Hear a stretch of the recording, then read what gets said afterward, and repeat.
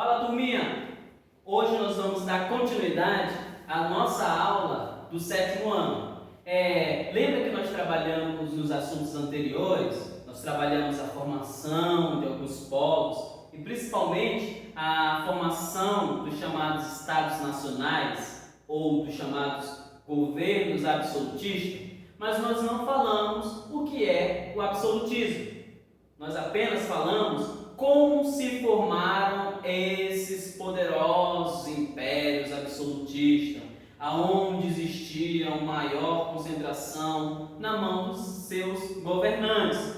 Hoje, na nossa aula, nós vamos ter os conceitos de absolutismo e mercantilismo e ver como eles deram uma forma para o governo da Europa durante o chamado Antigo Regime. Mas, professor, o que é Antigo Regime? O Antigo Regime foi o chamado governo absolutista, que ele vai do século VI até o VIII, tá bom? Na Europa. Então, nós vamos ver isso bem aqui, tá bom? Então, vamos lá. Nosso conteúdo de hoje vai ser da página 136 a 141, ok? Começamos com o absolutismo. O que ele foi e como ele se dá? O absolutismo nada mais é do que a concentração do poder na mão de um rei. É a concentração máxima. O que é isso, professor?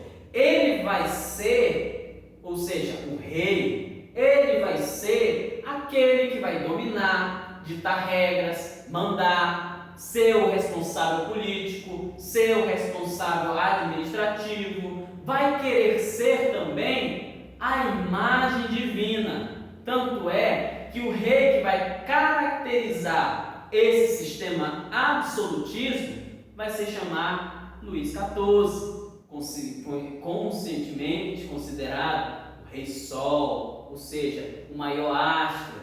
Mas para chegarmos lá, nós temos que passar por alguns processos. Esses processos, eles vão se caracterizar justamente pela elaboração ou criação de teorias que vão ser influenciadoras para a concepção das pessoas da necessidade desses reis e da necessidade, principalmente, deles terem poder máximo nas suas mãos. Vamos lá.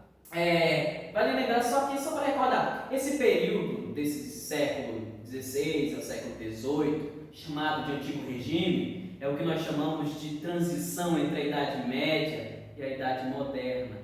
Essa transição é uma forma de tentar se adequar entre antigos padrões medievais e novos padrões que vão ser da Idade Moderna, ok? Um contexto histórico que nós sempre fazemos ou um pano de fundo histórico. Os estados nacionais, ou seja, os países, eles surgem através do fortalecimento de quem? Da autoridade do rei e apoiado por um grupo que estava surgindo, que é a burguesia.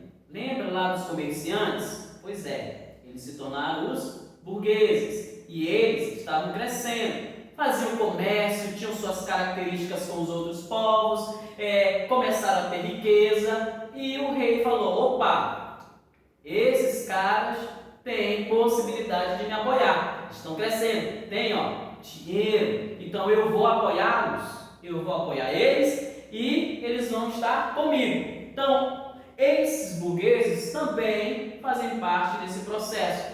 Acabaram indo, dando apoio ao rei para ele concentrar os poderes em suas mãos. Outro grupo, mas não todo o grupo, mas parte desse grupo, que também vai apoiar o rei, é a da parte da nobreza.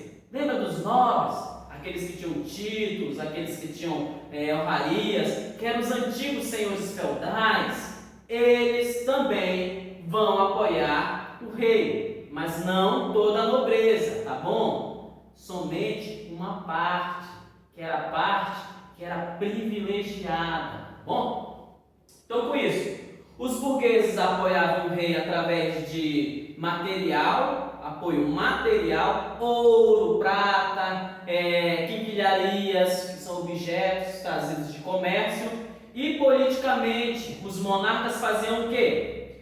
Eles acabavam ampliando as atividades comerciais. Então era uma mão de troca, era uma troca de favores. Ah, rei, eu preciso fazer o comércio lá com a China, com os países asiáticos. Eu preciso de apoio para isso. E o rei fazia o quê? Beleza, pode ir lá, eu vou lhe apoiar. Você pode trazer as mercadorias de lá e comercializá-las aqui, mas eu preciso do seu apoio e parte também da cobrança de impostos, tá bom? Então era essa mão de troca que existia para se apoiar. A nobreza, ela já vai apoiar o fortalecimento dos reis por causa que ele tinha acabado se empobrecido com algumas crises econômicas. Por exemplo, a crise que ocorre entre o século XIII e o século XIV e o século XV, que acaba sendo motivada devido às chamadas cruzadas, às questões relacionadas às pestes, doenças, onde muitos nobres haviam falecido, morrido com essas consequências. Então a nobreza acaba apoiando o rei justamente para tentar se fortalecer novamente. Mas existia um grupo medieval que era totalmente contrário a essa questão da nobreza e principalmente da burguesia em apoiar o rei. Quem era esse grupo? A igreja. O clero não aceitava a questão da centralização do poder real. Por quê? Porque o poder real acabaria retirando da igreja a sua autoridade. Não falo aqui em autoridade espiritual, como existe um livrozinho chamado Thomas Hobbes, que é o Leviatã, que ele vai dizer a existência de dois poderes, o poder espiritual e o poder terreno, ou seja, o poder da salvação e o poder profano, que no caso seria o poder terrestre. Pelo contrário, eu falo aqui de poder terrestre, poder econômico, poder político, controle da sociedade. Por quê? Lembra que a igreja era o maior centro feudal, ou seja, a igreja tinha o maior feudo da Europa. Ela detinha o maior lote, ou seja, espaço de terra.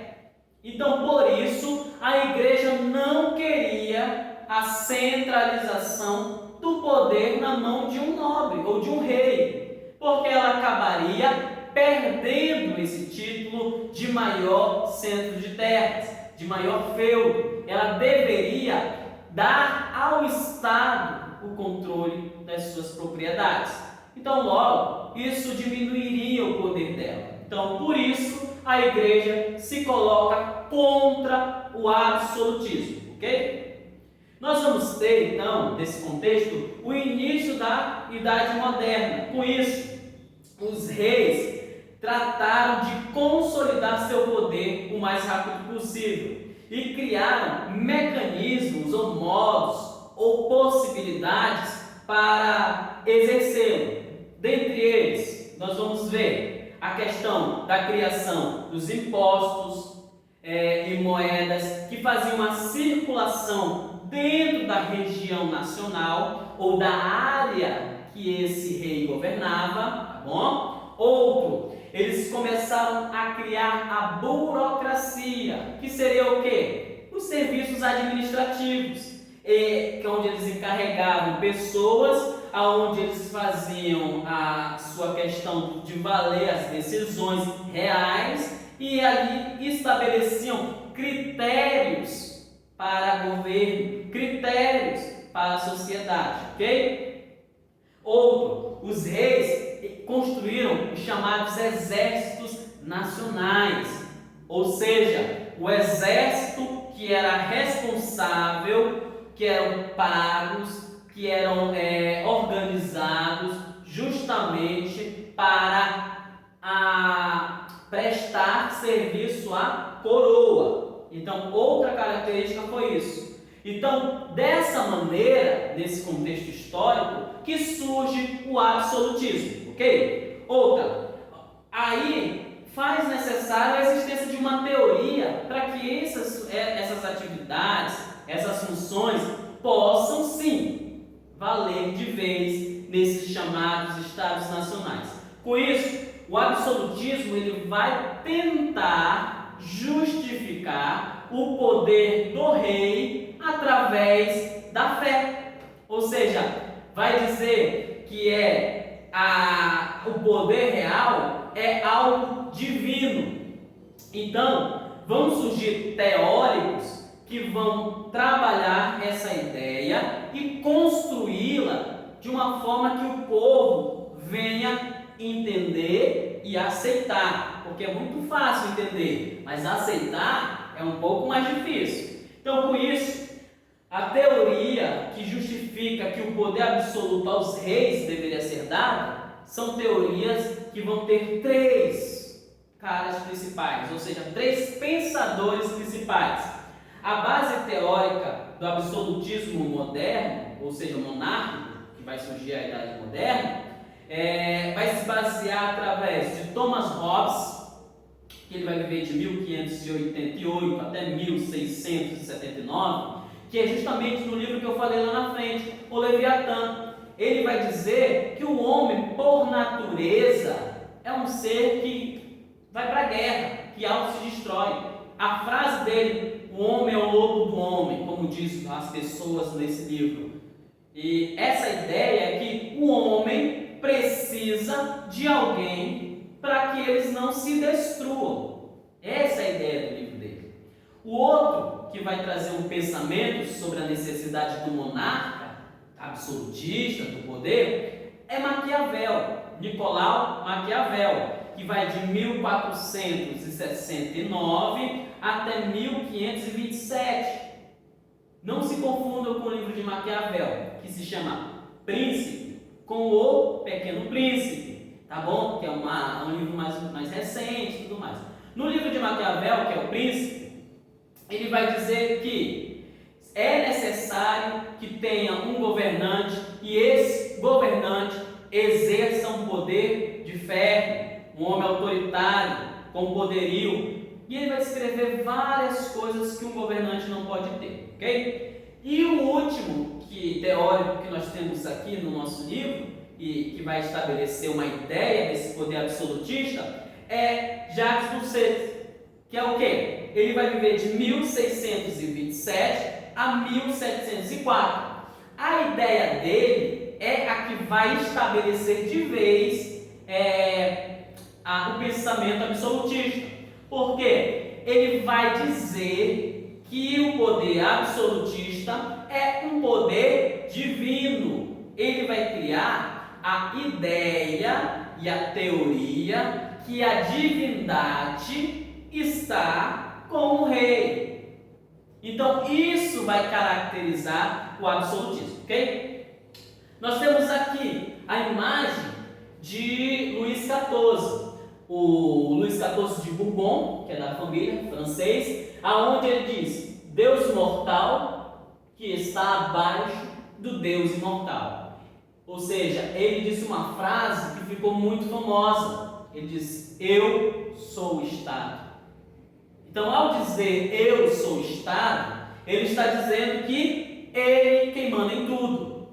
Tá bom?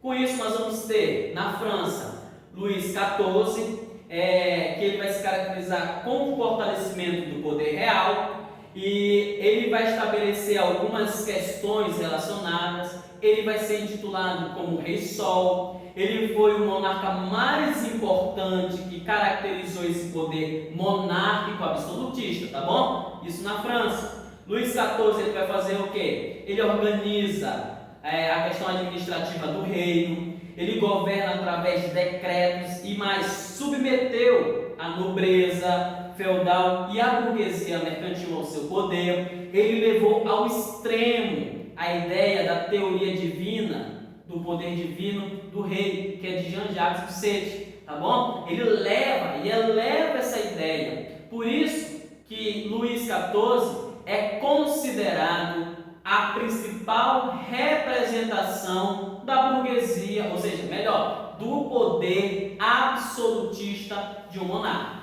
Outra, nós vamos ter na Inglaterra, que nós estudamos, a imagem da Elizabeth I.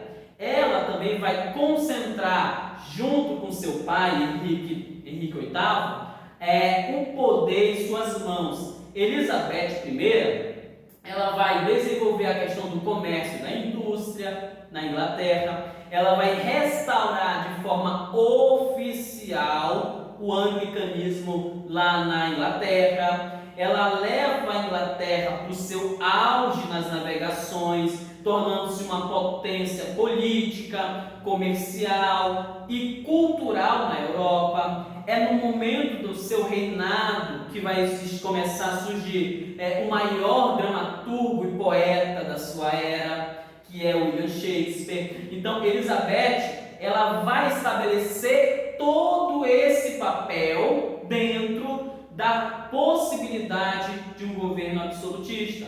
Na Inglaterra, ela será o exemplo de monarca absolutista. De modo geral, gente, o absolutismo significou grande concentração de poder nas mãos dos reis. E numa época em que as atividades comerciais se expandem e a burguesia acumulava grandes riquezas, ok? Então nós entramos dentro desse processo no que nós chamamos de mercantilismo. O que seria o mercantilismo? Ele vai ser medidas que são tomadas como uma possibilidade de unificação, tanto interna como externa, de um dado país para a formação da sua economia nacional. Ou seja, o fortalecimento do poder real, juntamente com o desenvolvimento da burguesia, vão criar o que nós chamamos de absolutismo, ou de mercantilismo, tá bom? Então, com isso, as principais características desse mercantilismo será, primeiro, o metalismo, que vai ser o quê? A busca de ouro e prata nos continentes que vão ser conquistados, principalmente América, África e Ásia, dentre os séculos XV e XVI. O metalismo vai ser justamente a tentativa de acumular metais preciosos, ok? Outra característica que vai ser dada será a balança comercial favorável. O que é isso, professor? Bom, a balança favorável será uma balança dada aonde diminui a questão das importações, ou seja, o país não traz de fora mercadorias, diminui as compras de mercadorias de fora e aumenta a exportação. Ele tem que mandar mais produtos para serem vendidos no exterior, mas ele tem que comprar menos. Fazendo dessa forma, um Estado forte, um Estado que vai ser vai proteger, que é o chamado protecionismo, e vai fortalecer a sua economia. Ou seja, o Estado ele vai regular essas questões. Com isso, vai ter uma característica: se nós diminuirmos a importação, nós aumentamos as chamadas taxas alfandegárias e nós aumentamos as leis de proteção. Mas, professor, o que são taxas alfandegárias? São taxas de compra de produtos de fora. Nós aumentamos as taxas de produtos de fora para dentro do país. Quer um exemplo? Vou comprar um PlayStation 2. Melhor, PlayStation 5. Um PS5. Vou trazê-lo dos Estados Unidos, que lá o preço é mais barato. Mas no momento que ele chega no país, ou seja, aqui no Brasil, ele vai sofrer uma taxação na alfândega e ele vai ficar com um preço maior do que o produto comprado aqui no Brasil. Isso o Estado fazia para você não comprar o produto lá fora, mas comprar o produto daqui de dentro, tá bom? Isso aqui é só um exemplo, isso não existe no nosso período, tá bom? E isso era dado através de lei de proteção. Então, do outro lado, para fazer o aumento das exportações, o Estado possibilitava o desenvolvimento das chamadas manufaturas, que depois com a Revolução Industrial vai ser as maquinofaturas, tá bom? E fazia a questão dos monopólios comerciais, ou seja, você só vai comercializar se o Estado permitir. Esses monopólios comerciais, eles justamente vão ser dados lá, principalmente aqui nas regiões americanas, nas colônias, que vai ser o chamado colonialismo, tá bom? Então, eles vão ser sempre dados nas colônias. Outra característica do mercantilismo vai ser esse monopólio comercial, como eu falei para vocês, que é a exclusividade do comércio. As colônias só poderiam comercializar com a sua metrópole. E isso era uma possibilidade de fortalecer o rei absolutista e o Estado nacional, ok? Outra característica é o protecionismo. O que seria o protecionismo? Seria a possibilidade de proteger a produção manufatura ou industrial do Estado nacional, ok? Fazendo o quê? Através do aumento das taxas para produtos importados e a redução de taxas para produtos que seriam exportados, ok? Ou seja, aumentar a taxa do produto que vem de fora e diminuir a taxa do nosso produto para sair do país, ok? Com isso, nós podemos ver aqui um esquemazinho básico sobre o mercantilismo. Idade absolutista, absolutismo, apoio aos negócios, a burguesia, o Estado absolutista vai fazer toda essa ligação. Nós vamos ter aqui um esquema tático ou um esquema sobre como funcionar, tá bom? Então, a nossa aula de hoje se encerra aqui, mas você tem um exercício da página de número 147 a 148. Todas as questões, tá bom? Até a próxima aula. Tchau, tchau!